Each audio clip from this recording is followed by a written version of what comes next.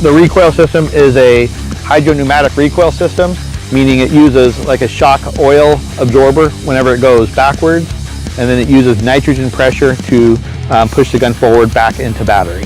The Germans worked out that with only a millimeter of difference, the PaK-40 75mm projectile was suitable to be fired out of this gun.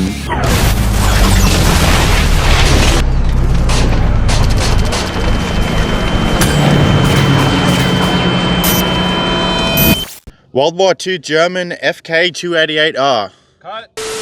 World War II German PaK-36R. Cut. World War II German PaK-39R. Cut. World War II Russian ZIS-3. Cut. It's going to be one of those, so let's find out. Welcome to the channel. We're here with our good friend Danger Bob again. This video is essentially sponsored by Bob. Bob owns this gun, and he's going to talk to us about how it works, how he came across it, and why he decided to make it in this configuration, and then we're going to go shoot it. It was purchased in 2020, right at prime time pandemic. It's not really that I picked it, it's kind of that it picked me. A friend of mine had found it in a small want ads, you know, like the quarter newspaper articles that you get in small towns, and he had told me it was available. I made a few phone calls and purchased it sight unseen. Went and picked it up very shortly after, and then the restoration process kind of began on it. It was in a lot worse condition than I initially hoped it would be in, but the nice part about it was it had been sitting out in the desert, and there was no rust on it, so that was a big plus on things. So what kind of work did you have to do on it to get it shooting? It was a complete rip the entire gun down. A lot of parts had to be manufactured, breech parts, block had to be completely manufactured. The recoil system was destroyed, so that had to all be rebuilt as well. It was a ZIS-3 when you first got it, right? Yeah, so the gun is a, or is officially a ZIS-3 Russian gun. As far as I know, it's the only live firing gun in the country, and that's a hard thing to say because I don't know what some guy in, you know, Michigan may have one stashed away. I'm around these things a lot, and I have never seen another one. That's and cool. If I did find another one, I'd love to talk to the guys so we can kind of compare notes and go over things. All right, if you know where one is, let us know. So why the German modification? What brought that about? Well, the gun itself, I mean, it's a really, really, really good gun, and the Russians loved them. The Germans loved them. It's just a very well-made gun howitzer. And we talk about gun howitzer, it's a gun that we can elevate it almost up, you know, straight up in the air and lob projectiles long distances, or we can direct fire it. Most anti-tank guns of the era, or cannons, were all direct fire only and didn't have much elevation. Where this thing, we can fire rounds huge ranges or directly fire them into the side of the mountain. And whenever the Germans captured them, they instantly liked them and made them their own, even producing ammunition for them. So it was actually said that, I believe it was the Krupp company, one of the head guys of the Krupp company studied captured guns from Britain, France, all over, including Russian. And whilst he was German and a German designer of Krupp guns, he actually said that the ZIS-3 platform was one of the best guns of World War II. So. And that's exactly it. And no one really knows about them because, you know, we're Americans and we don't really see the guns overseas. But this particular gun used during World War II and still in service today.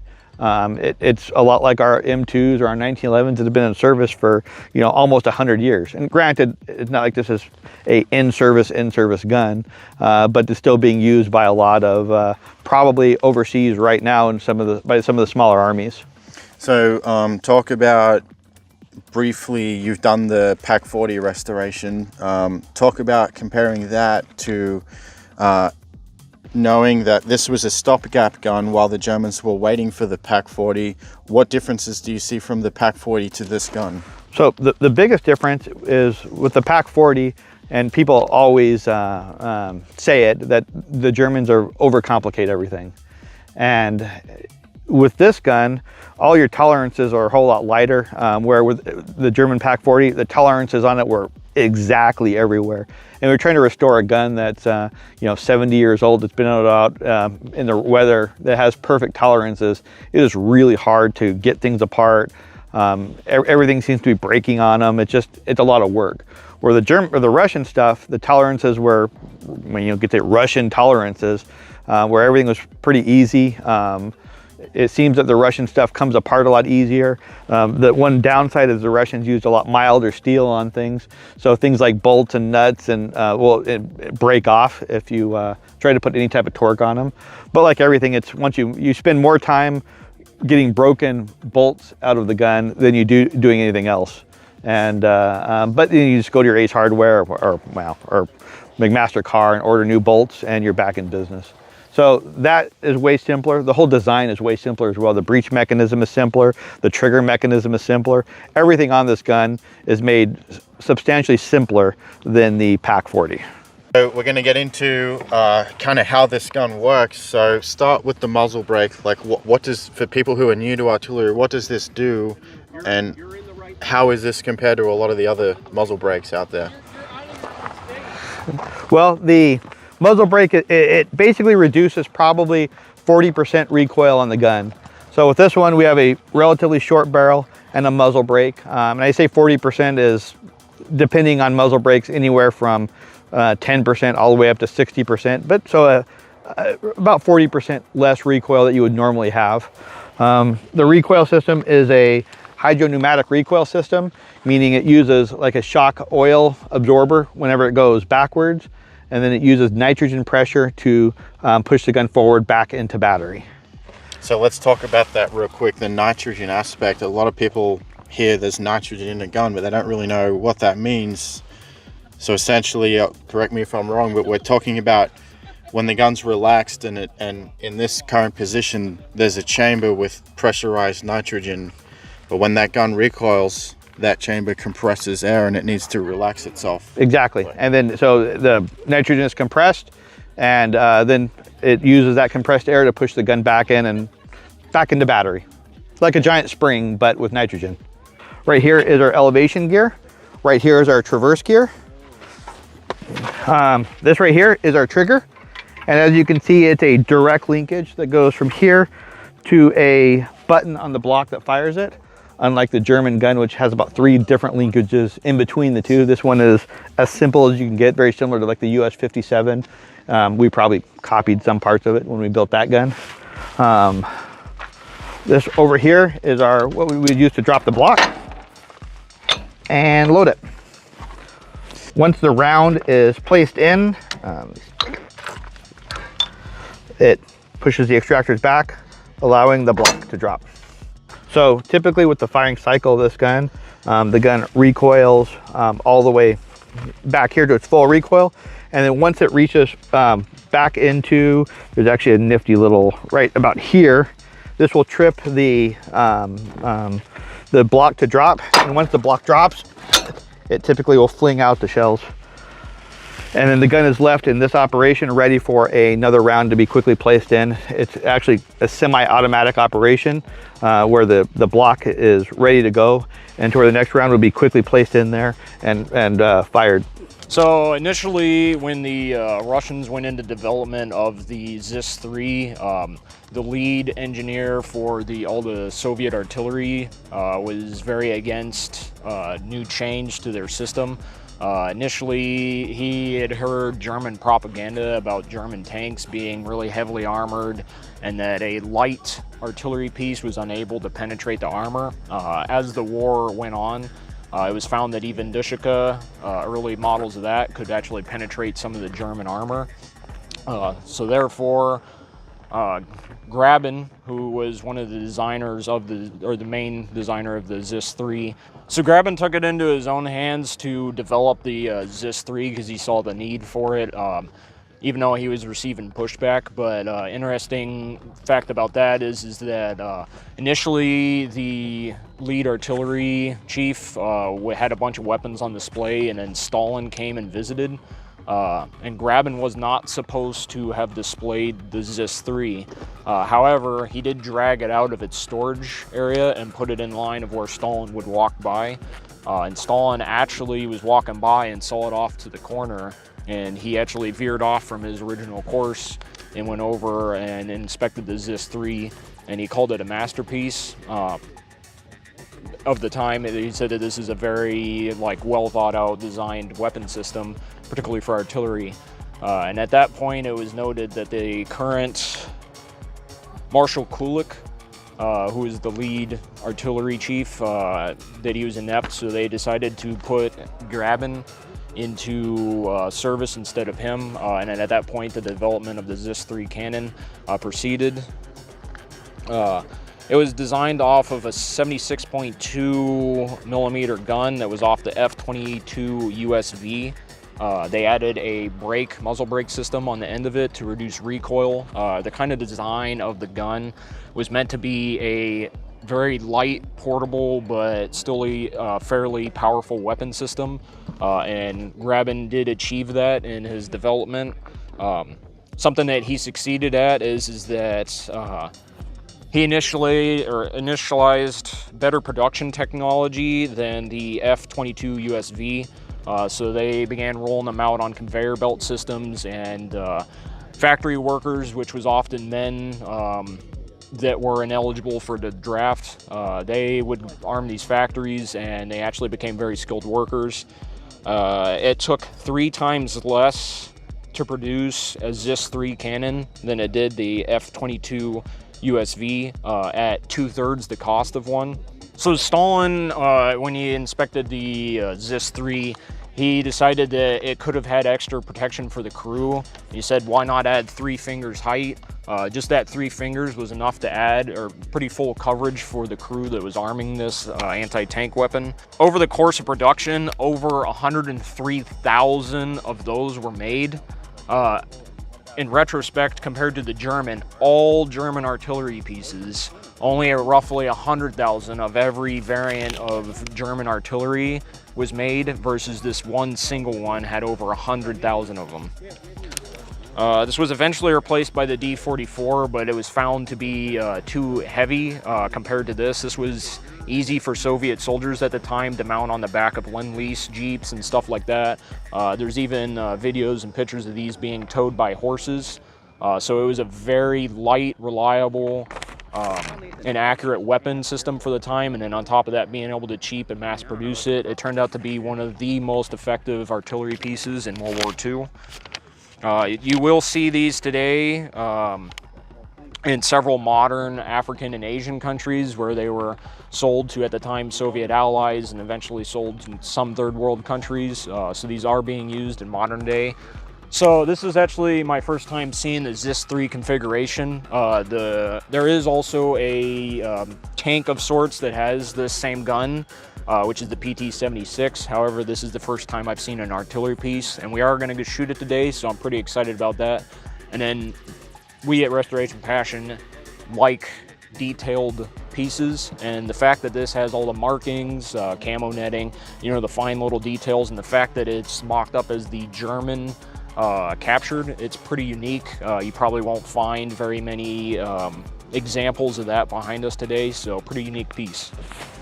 So touching on the World War II German aspect of this gun after they're captured, so essentially during Operation Barbarossa in 1941, 1942, given that the Germans were essentially waiting for delivery of the infamous Pak-40, which was their mainstay anti-tank gun of World War II, whilst it was an incredible gun, production of that gun took quite some time, and the gun actually wasn't delivered out to units in the field until midway through about 1942. But during the earlier phases of Operation Barbarossa, when the Germans were invading and pushing towards Moscow, they noticed a distinct lack of their own field guns, anti-tank guns perhaps, available to them. So during the early phases of that operation, the Wehrmacht were actually capturing and utilizing Russian guns. And this gun that you see here is a good example of many of the iterations that the Germans used after they captured this gun. So the German designations for artillery, you would either have the pre-designation FK or PAK. So in some instances where this might be referred to as an FK-36R, FK is the German translation for a field gun. And then when you move into the, like for example, PAK-36R, it's more or less in some ways the same gun, but the PAK is the pre-designation for an anti-tank gun. So kind of two different roles. And this gun here represents various different stages of modification and development. So each iteration the Germans had of this gun after its capture, it had a different designation. So we're going to go through and find out through research which designation this gun right here actually is. So once again, the Wehrmacht captured hundreds of, at the time they were called the F-22 or ZIS-3. So the baseline of this gun right here was a ZIS-3. And they initially adopted these captured ZIS-3s as field guns. And during that operation, before the Germans began their withdrawal, the modifications they would have done is extremely limited, perhaps just maybe paint them. After it was decided that whilst it was useful for a field gun, it had excellent potential as an anti-tank gun. And while the Russians designed the gun as a trifecta of field gun and anti-tank gun, the Germans decided to almost limit the use of it as a field gun. Whilst they did, they wanted to move this gun more towards an anti-tank capability. So its initial designation, once this gun was captured and it was using the original Russian 76mm ammo, the gun was designated as FK-296R.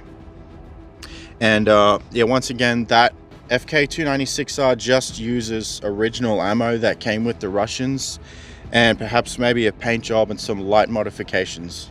So once the Germans began actually more or less factory level modification of the gun, it was rebuilt and redesignated as a 7.62 PAK-36R.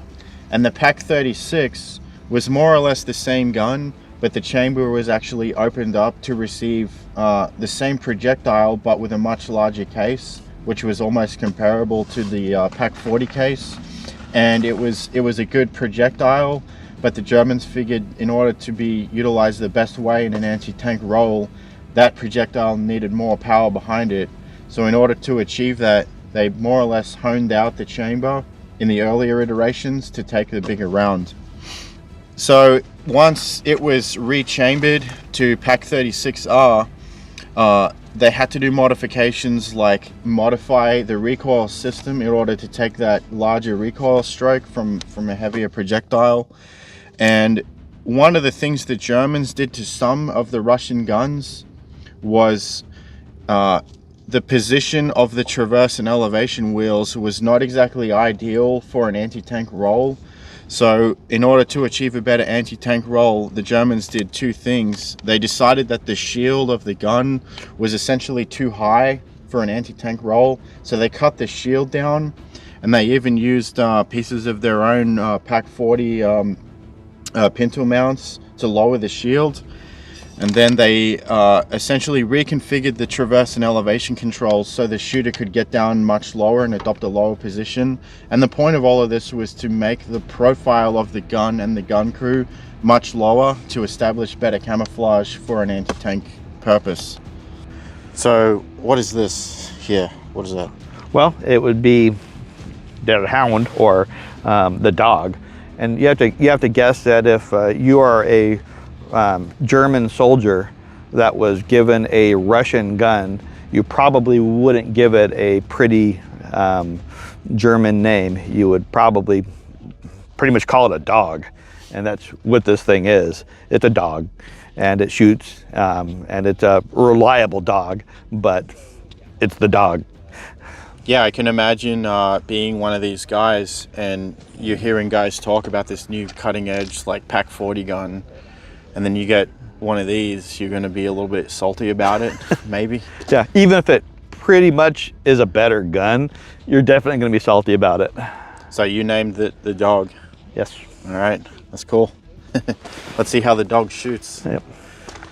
In addition to its use as an anti-tank role, an additional 560 pieces of this artillery was converted to be mounted on the German Marder II and Marder III tank destroyer tanks. And when you look at those vehicles, you can more or less recognize the shape of mainly the recoil system and the muzzle brake. So this gun was put in those tank destroyers. They were also seen in some cases on the German half-tracks as well.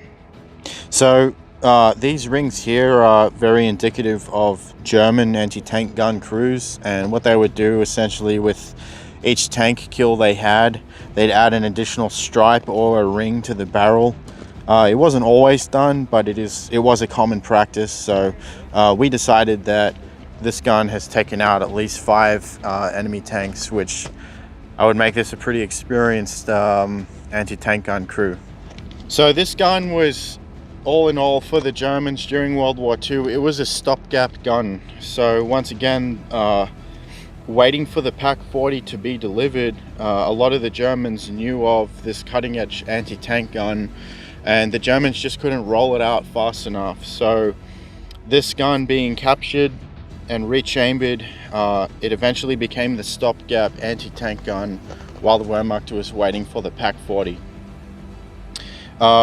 The very last iteration of this particular gun almost looks completely unrecognizable, and it hit a point where a Pac 40 barrel was married up to the breech ring of this gun, and this gun used Pac 40 ammunition straight out of the box. So once that happened, they also changed the muzzle brake, and again, the last iteration of this gun was almost unrecognizable from its original Russian form.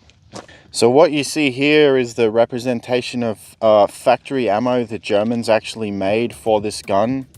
So the ammunition you see here was for the very early iterations of the initial FK288, and it was essentially, once the Germans had started using captured Russian ammunition, they actually retooled some of their factories to make ammunition in the same specifications as the Russian stuff. So when you look at the designations on these ammo boxes, that PATR-7.62 is essentially the German designation for this original Russian ammo designed for this gun. And then once it was rechambered to take the same round but a larger case, the ammunition designation would have changed. This one right here, this particular projectile is an AP projectile that weighs about 14 pounds. And some of the other projectiles we're going to be shooting in here are a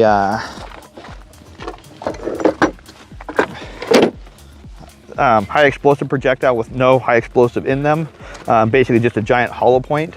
And these things weigh 11 pounds. So we have 3 pounds variance in our projectiles based on what we're shooting. So we'll kind of play around and see what shoots better. And a lot of the time with these things is we're robbing projectiles for anywhere we can find them. So sometimes we're shooting these really nice collectible ones, and other times we have some relatively rough ones that look like they've been dug up out of the ocean at some point, but they all go down range. So the iteration of this gun that we see here today, as far as we can tell, is a representation of the earliest conversions that the Germans would have done. So the shield has been cut down and modified to adopt that lower profile. It's been painted, but it has not been rechambered to take the larger ammunition. So the best, most accurate depiction, nomenclature for the gun you see today is the German FK288R. One of the interesting things to denote, when the Germans rechambered, essentially when the Germans modified the chamber of this barrel to take the Pac 40 ammunition, you got to remember that this gun was originally designed as a 76mm, but the German Pac 40 ammunition was a 75. And at the time, rather than making two separate projectiles, the Germans worked out that with only a millimeter of difference, the Pak-40 75mm projectile was suitable to be fired out of this gun. The only thing they had to do was essentially modify the drive band. The drive band was slightly enlarged to get a better seal through the 76mm. The Pak-39R had the ammunition from a Pak-40, so being 76mm, it was able to shoot a 75mm projectile. So today's video is brought to us and sponsored by Hamilton Sons Firearms out of Arizona, and Danger Bob works for them, so tell us about it.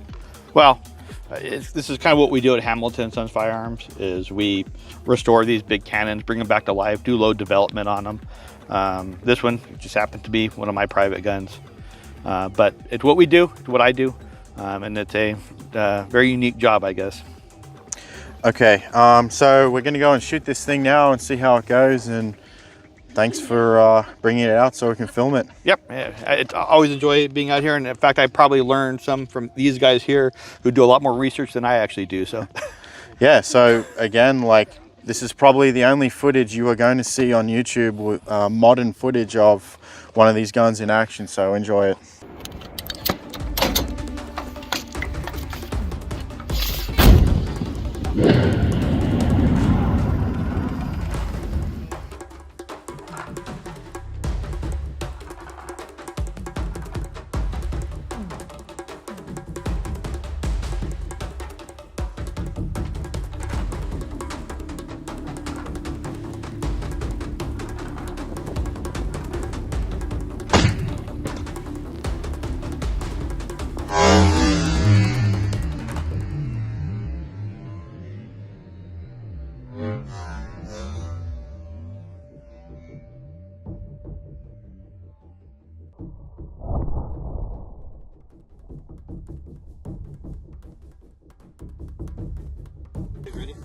Let it rip. On the way. Oh, baby.